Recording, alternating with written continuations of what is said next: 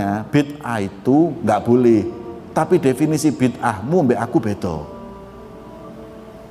Anda mendefinisikan bid'ah sama saya beda.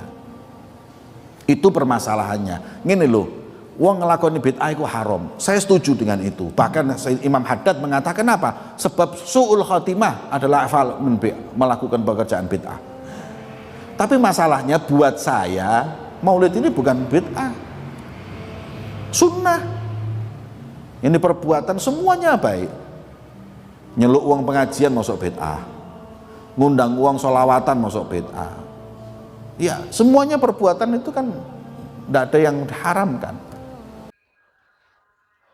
Alhamdulillah, wassalatu wassalamu ala rasulillah wa ala alihi wa sahbihi wa man tabi'ahum bi ihsanin ila yaumin wa ba'd.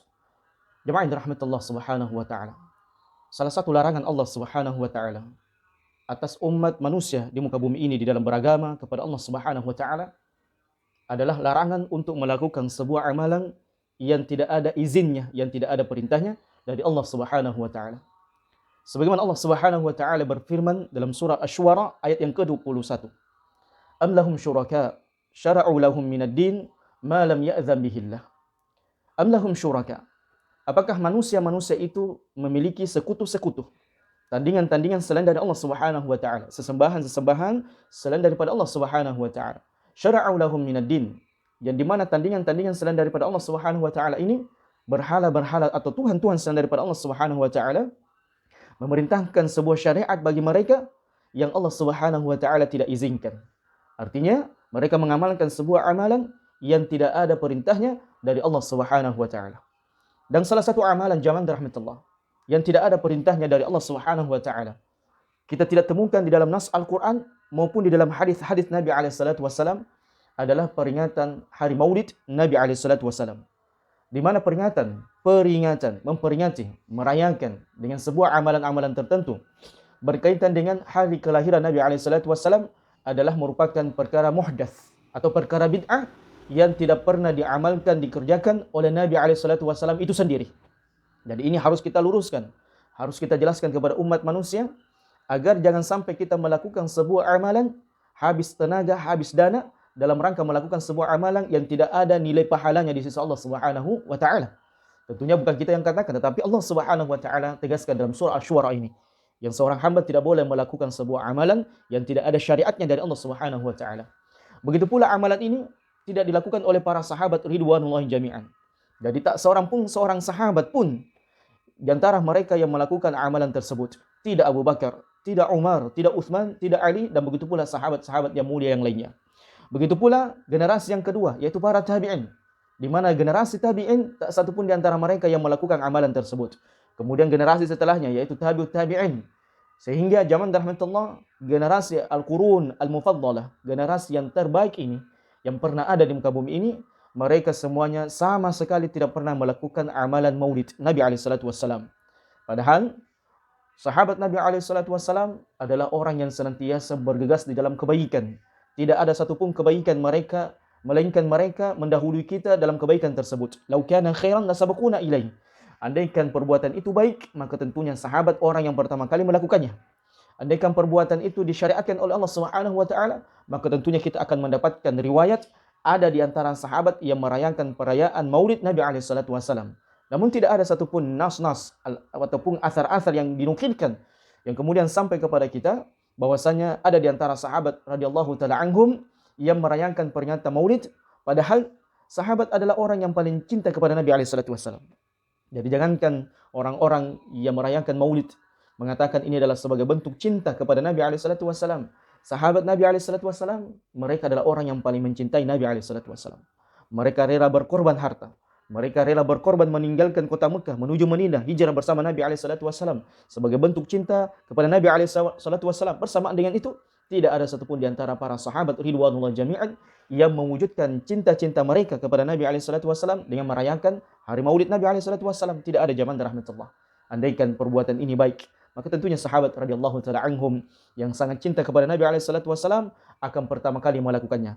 Nabi SAW menyebutkan khairun nasi qarni thumma alladhina yalunhum thumma alladhina yalunhum. Sebaik-baik generasi di dalam beribadah kepada Allah Subhanahu wa taala di dalam menjalankan perintah Allah Subhanahu wa taala dan meninggalkan larangan Allah. Sebaik-baik generasi menegakkan sunnah Nabi alaihi salatu wasallam, berlomba-lomba dalam kebaikan adalah generasiku, yaitu para sahabat ridwanullah jami'an, kata Nabi alaihi salatu wasallam. Tsumma alladziina yalunhum, kemudian generasi setelah mereka, tsumma alladziina yalunhum, kemudian generasi setelah mereka, tabi'in dan para tabi'in.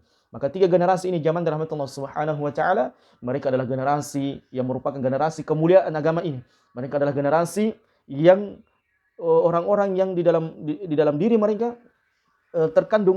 terkumpul kebaikan-kebaikan yang sangat banyak. Generasi yang dekat dengan zamannya Nabi alaihi salatu wasallam. Bahkan sahabat radhiyallahu taala anhum, mereka adalah generasi yang diturunkan di zamannya wahyu dari Allah Subhanahu wa taala. Dan begitu pula dengan 4 imam mazhab, Abu Hanifah, Imam Malik, Imam Syafi'i, Imam Ahmad, maka mereka semuanya menolak amalan tersebut. Mereka semuanya mengingkari amalan bid'ah tersebut. Sehingga zaman rahmatullah Subhanahu wa taala, seorang hamba itu hendaknya dia melihat apakah amalannya ini sudah sesuai dengan syariat Allah Subhanahu wa taala, sesuai dengan petunjuk Nabi alaihi salatu wasallam, sesuai dengan sunnah para sahabat ridwanullahi jami'an. Karena jangan sampai kita beribadah sudah habis dana, sudah habis tenaga, namun kita tidak mendapatkan pahala di sisi Allah Subhanahu wa taala. Dan mereka yang pertama kali melakukan atau mengamalkan perayaan Maulid Nabi alaihi salatu wasallam adalah Banu Ubaid Al-Qaddah. Banu Ubaid Al-Qaddah yang kemudian dikenal dengan Al-Ubaidiyun. Mereka kemudian menasabkan nama-nama mereka dengan Al-Fatimiyun. Dan ini terjadi pada tahun ke-104 Hijriah, di mana mereka ini generasi Al-Ubaidiyun memasuki kota Mesir pada tahun 362 Hijriah dan menaklukkan kota Mesir. Dan mereka, orang-orang Al-Ubaidiyun ini, adalah gemar melakukan ritual-ritual acara-acara tertentu. Jadi mereka memiliki musim acara tertentu setiap tahunnya. Dan disebutkan dengan salah seorang ulama kita, Al-Muqrizi, beliau kemudian mengatakan, wa kana lil khulafa al-Fatimiyyin fi tuli sana a'yadun wa mawasim. Adalah para khalifah-khalifah atau generasi-generasi pemerintahan Al-Fatimiyyin ini, yang dimana didominasi dengan orang-orang Syiah Rafidah, mereka setiap tahunnya memiliki perayaan-perayaan hari-hari tertentu dan musim-musim acara-acara ritual tertentu.